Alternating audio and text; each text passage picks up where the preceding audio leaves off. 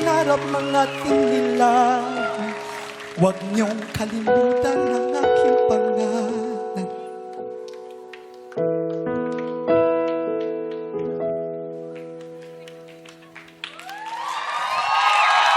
Grand Finals number 3, Yanni Paul Pasigal ng Region 3. Wow! Standing ovation ng ating mahuras at si Yeng. Napapaiyak pa si Yeng.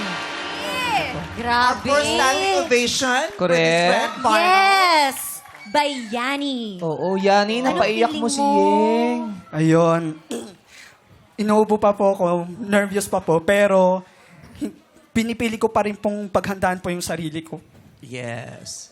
Tinanggap niya ang hamon. Oo. Dito sa ating SB19 Song Festival. Correct. Pangalawang S. Pangalawa pa entry na lang. Oo. Ilan kaya today? Yung iba nga pinagbawalan na namin. Sobrang dami na. Oo. Nakakahiya na sa SB. Gamit na gamit yung kanta nila dito.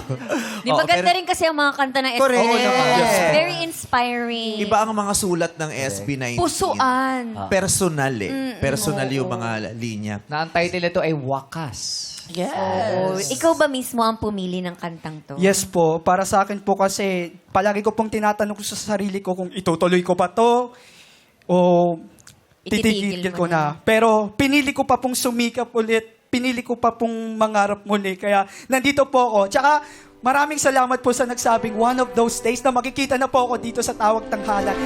Kahit manalo o matalo, patuloy pa rin ang pangarap. Maraming salamat po.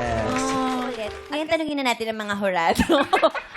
Sir Jonathan, kung ano po ang masasabi niyo sa performance ni Yanni? Yani, grabe. Nakaka-inspire ka. Sobra kaming na-inspire ng performance mo. Sobrang punong-puno ng galing, punong-puno ng emosyon, punong-puno ng inspirasyon ng performance mo. Alam mo, yung precision mo, yung focus mo, yung mga notes na dangerous, kapag nag-decide ka na abutin yon, on spot.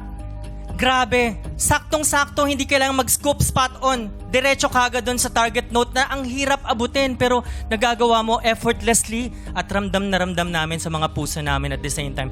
Kaya gusto ko mag-standing ovation uli sa'yo.